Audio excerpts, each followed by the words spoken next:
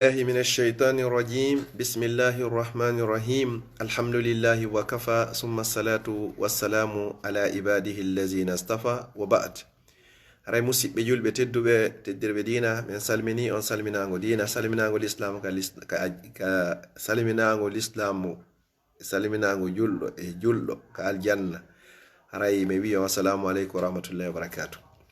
Hare en fottiɗo hande kadi inchallah e darsu meɗen fi laaɓal on ko honno wawɗen laaɓirde fi rewen Allah o jaɓana en ka page meɗen Facebook laawolkisal o inchallah ko juulirde meɗen ɗo masjid ibadurrahman e nder Bruxelles laken. Hare hande ko yewteten ko toɓɓe ɗiɗi Fii Taamaamuyee ñawore taamamuyee ɗiɗaɓum ɗum kadi ko hombo e hombo hani taamagol ko honnituma goɗɗo hani taamagol. Hara ko ɗeɗo teɓɓe ɗiɗi woni ko yewteten hande inchallah. Hara jango en yewtoyey ko honno taamorte yewten kadi ko honɗum e honɗum bonnata taamamuyee yewtoyen jango kadi inchallah. Si on tigi heɓari ndiyam heɓari taamamuyee heɓari ka taamo haray ko honno o gerdata ko ɗen toɓɓe ɗo yewtoyten jango inchallah si jon jango jaɓi wa billahi tawfiq. ɓeyni ko wiyete taamamuyee ko atta abudu lillahi ta'ala wo ɗum ko wondugol ko fandagol rewgol Allah bi qasdi sa'idi tayyib haraɗa fandori ɗum ɗon tumbere laaɓunde ko e tumbere laaɓunde njaare ma mbulmbuldi ma leydi ma hayre ma koccu ma pete ma glace sifa ɗipiji ɗo woni ko tamete e muɗum. Jonnon ɗum ɗo li mashil wajhi wal yadayni fiyo on tigi masku yeeso ngon kañumma e juuɗe ɗen pet bi niyatin hara ko wondude anniye raf'ul hadasi ittugol tayre wonde e makko nden imma ko tayre jande nden wano longal ma tayre to sokere nden wano wasalligi hombo non liman faqadal ma wonande kala on mo heɓari ndiyam aw ajaza an istimalihi ma o wawata gollitirgol ndiyam ɗan haysi tawi ndiyam ɗan no wooda oɗo haray mo hani taamagol. Kon ɗum woni ñawore taamamuyee ka Qur'an e ka sunna e ka fottagol karamokoɓen fop hiɓe fotti wondema taamagol hino selli. Nelaɗo sallallahu alayhi wa sallam kamɓe kadi ɓe yamiri yo taame ɓe taamike. Haray kadi Allah subhanahu wa ta'ala on kadi himo yamiri en yen taamo. Si ɗum ɗon feƴƴi wo haray wal muslimuna julɓe ɓen non lahum taharatani ko laaɓe ɗiɗi pet woni ko ɓe jogi. Kadi ko façon ji ɗiɗi pet julɗo wawi laaɓirde ko taharatun bil ma'i ko imma o laaɓiri sabu ndiyam ma ɗum wa taharatun bit tayammum ma o laaɓiri sabu taamamuyee ko ɗiɗo ɗiɗi woodi. Jonnon e ko yewteten jango kon inchallah si on tigi non heɓari ndiyam o heɓari ka o taamo leere juulugol ngol yoni ma waɗugol dewal ngal yoni ko honno o gerdata en yewtay ɗum jango si tawi jon jango jaɓi. Ɓe wo julɗo si o ronki heɓugol ndiyam ɗan ma o heɓi ndiyam ɗan kono o wawari ɗan gollitirde wo tayammama fi ayi waqtin sha haray yo taamo e kala waqtu mo o yiɗi e kala waqtu mo o faala. Wonon haray on taamamuyee ɗon wa ajza'ahu hatta yajidal ma haray himo wawi tamade hande o heɓi ndiyam haysi tawi hara ko duuɓi 10 o heɓari ndiyam ma ndiyam ɗan no woodi kono wata ɗan gollitirde haray oɗo ko yo taamo. Jonnon ɓe inni wa yujzi'u tayammumul wahid taamamuyee goto pet hino wawi jonude min jami'il ahdasi e dendangal tayreji ɗin fop al-kubra ko ɗum woni longal ngal was-sukhra e tosokal ngal haray ko ɗum woni salligi on inna waha si tawi o fiɓi on anniye. Masalan mi heɓi longal mi rendi min e sonna an ma mi hoyɗitike ma leere juuloygol juma yoni mi heɓari ndiyam ko mi looto yomi fiɓu anniye miɗo tamade fi ittugol longal ngal mi fiɓora anniye kadi ɗon fi salligi on tamamuye goto on ɗon waway ƴettugol place longal ngal ƴetta place kadi salligi on kadi si tawi o annike simi tamike on ɗon non ha gasi fodde on ɗon o bonari kala ko salligi waɗayno kon o waɗay kala ko tamamuye on kay waɗay on o waɗay ɓay mi wanniyike anniye on hande kadi si ɗum ɗon feƴƴi man yajuzu lahu tayammum ko hombo daganto nde taamo ko hombo sellante tamagol ɓe inni wo yajuzu tayammum no sellande taamo toɗen wa yushra'u no sari inana en kadi yen taamo kadi liman hasala lahu naqidun min nawaqidul wudu wonande kala on heɓuɗo bonnay kun gotum firtay kun gotum e firtoji salligi ɗin aw mujibum min mujibil husli ma gotum kadi e waɗɗinayɗi longal ɗin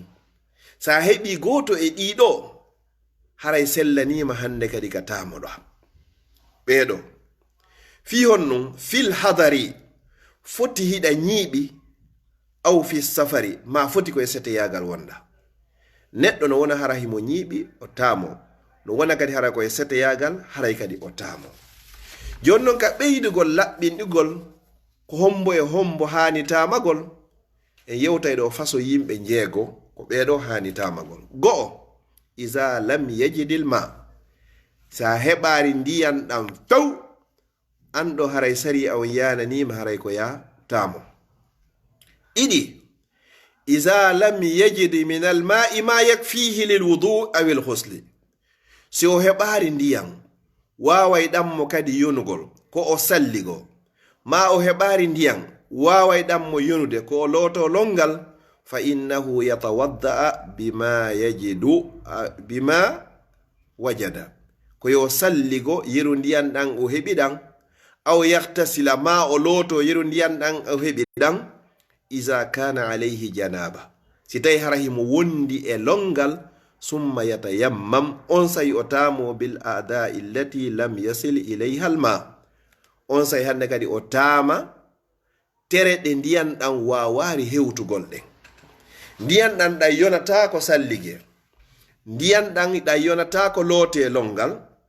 haray yo o salligo yeru ka ndiyan ɗan yonata ɗon o tama ko lutti kon ndiyan ɗan yonata ko loote longal yo looto yeru ko ndiyan ɗan yonata kon ko lutti kon o tamo karama koɓe buyi ko ɗo ɓuri yarude ɓe dallini honno Allah subhanahu wa ta'ala ko daali fattaqullaha mastatatum hule Allah yeru ko heɓoton feere kon ko ɗo woni ɗiɗaɓo e tamotoɓe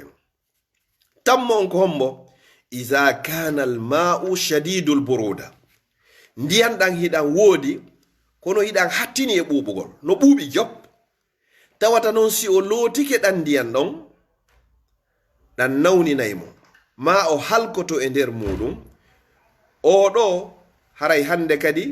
ko yo tamo o ukkata e hoore makko e nden halkare ɗo wala tulqu bi aydikum ila tahlukati wata on ƴettunaɓon hoore mon e ko halkata nayaɓo on e hanuɓe tamagol ɓen iza kana bihi jarahatun aw marad si tawi hara himo wondi e barme ma himo nawni joni noon si o salligike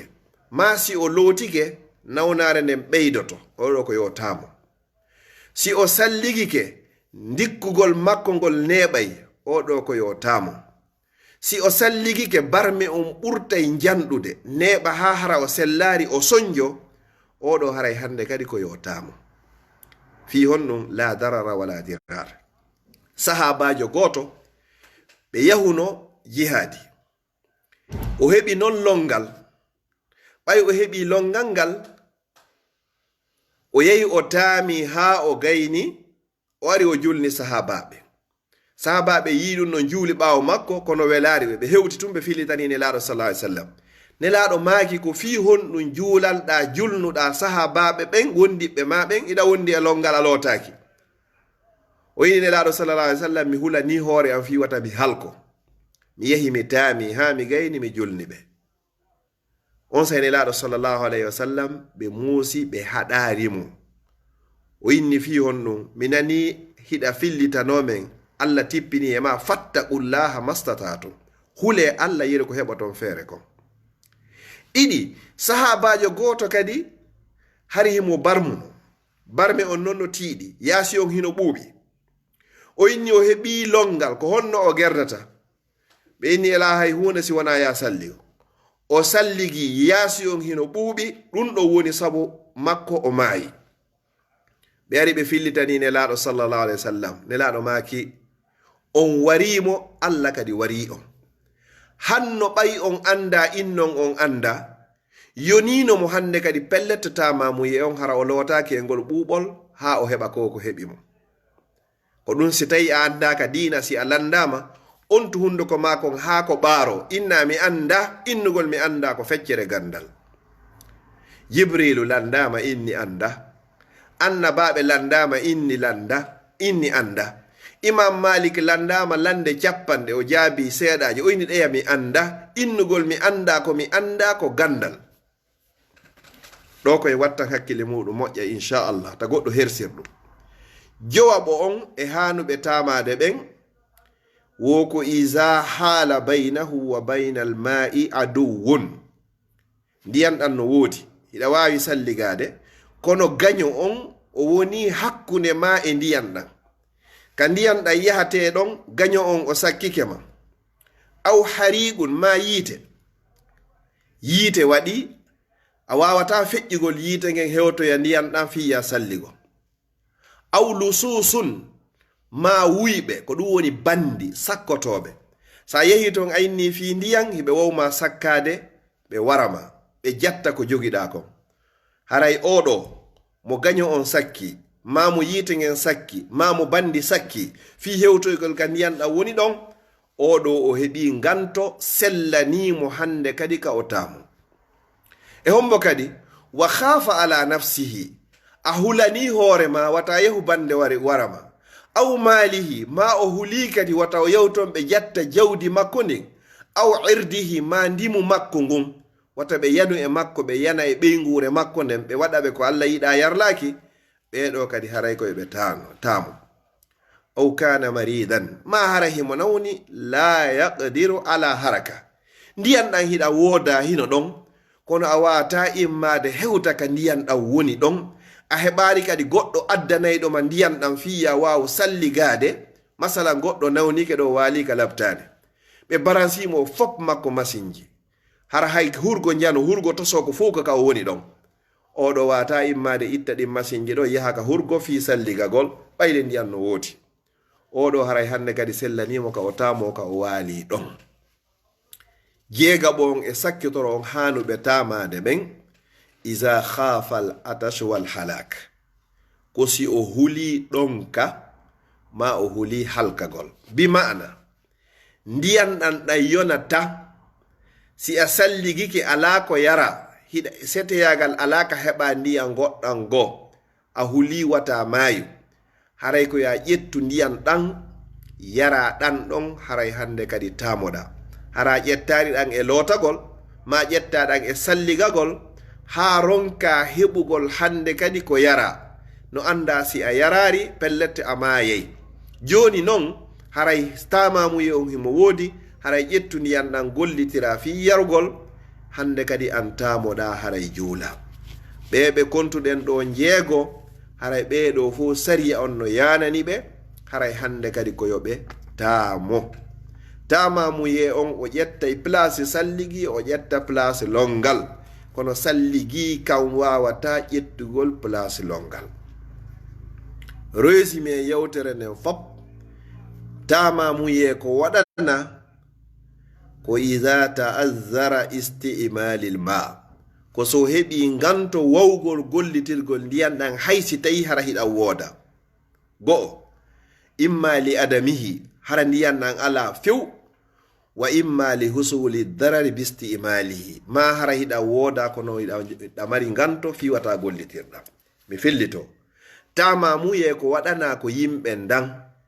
ndiyan ala few ko on tigi salligo oɗo ko yo taamo ma ndiyan ɗan hiɗan wooda kono hiɗa jogi nganto sabu wawugol gollitirgol ɗan Allah kadi an kadi haray sariya o yananima haray ko ya tamo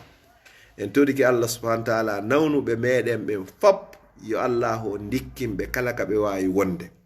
Bandirawo meɗen wiyeteɗo Aminatu Diallo ino duwa waɗugol opération Maroc, yo Allah o feƴƴin e hoore jam dikkinamo waɗa nawnar nden fukkirde bakkato. Neniraɓe maɓen maketeɓe hajja nene galle ton piye mum piye haray ɓen kadi ɓe duwa waɗugol opération le 22 ndu lewru ɗo, yo Allah feƴƴin e hoore jam moƴƴere fukka nawnare nden dikkina kala nawnuɗo julɗo. Fatiɓe meɗen ɓen fof kisum e kiɗɗum yo Allah yaafo ɓe. Ɓe fayɓe mum ɓoyliɓen fab yo Allah on dikki, yo Allah on fewnuɓe. En jogi suka meɗen nawnuɗo e bandirawo meɗen nawnuɓe, yo Allah on dikkinɓe. Mawɓe men fatiɓen fab yo Allah yaafo ɓe, yo Allah yaafo mawɓe Fuuta Jalo hokka ɓe jannatul firdausil a'la. Enen kadi yo Allah hokkoro en ko du'ano en nyande hewtani en ka hewtani ɓe, yo Allah huuro en ko yaafora en, yo Allah dandu en ngalu bewnaygo, yo Allah dandu en kadi basal wirtay ngal. Hande en waɗi kontrandi fi julirde meɗen masjidi Ibadur Rahman Laken, jawle buy naati, jama on fof du'anama weltanama, golle ɗen ɗe timmari, yeru ko lutti kon kadi yo Allah hollu en timmode nden,